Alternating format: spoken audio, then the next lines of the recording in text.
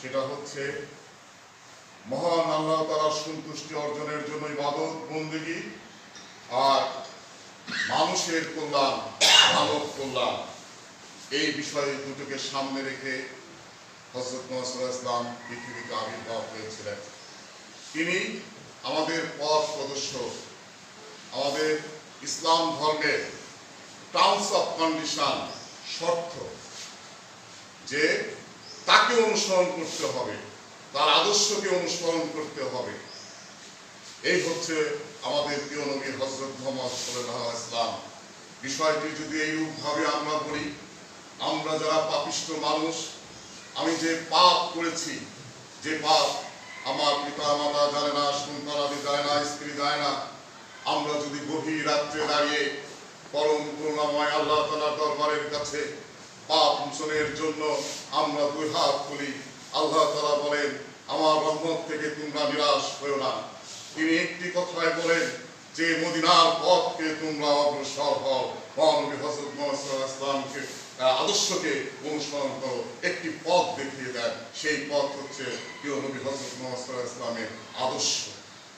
এই আদর্শকে আমাদেরকে ধারণ করতে হবে, তাহলেই এই পৃথিবী শান্তিময় হবে, এই পৃথিবীর মানুষ সঠিক রাস্তায় অগ্রসর হতে হবে। এবং তিনি আমাদের পরকালের পথ দেখিয়েছেন।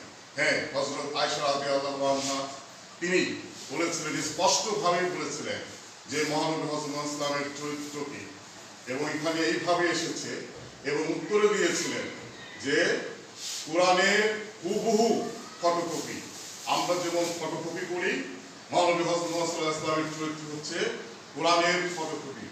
লাহুল মাহফুজ থেকে প্রিয় নবী হযরত মুহাম্মদ সাল্লাল্লাহু আলাইহি ওয়াসাল্লামের উপর কোরআন নাযিল হয়েছিল, আপনারা জানেন, দীর্ঘ সময়ে। এবং তিনি এই যে আমাদের মহাজ্ঞান, জ্ঞানের এমন কোন শাখা প্রশাখা নাই যে হযরত মুহাম্মদ সাল্লাল্লাহু আলাইহি ওয়াসাল্লাম সেটা অর্জন করেন নাই এই মানব কল্যাণের জন্য। আজকে তার এই মিলাদুন নবী এই অনুষ্ঠানে আলোচনা করছি। ঠিক আলোচনার পূর্ব মুহূর্তে আমি একটি অনলাইনে আমাদের মাওলানা হযরত আজহার আলী সাহেবের একটি বক্তব্য আমি একটু শুনলাম। তিনি বলেছেন যে নবী করিম সাল্লাল্লাহু আলাইহি ওয়াসাল্লামের জীবন দশায় মিলাদুন নবী পালন করেছেন এরকম কোনো দৃষ্টান্ত পায় নাই। তিনি এও বলেছেন যে এই দিনটিতে রোজা তিনি রাখতেন।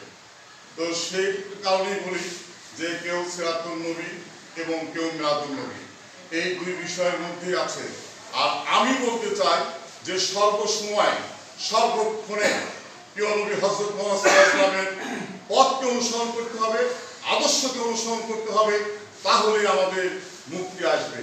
আজকের এই দিনে আমি তার মদিনার প্রিয় নবী, তার প্রতি আবারও আমি দুরূদ পাঠ করছি।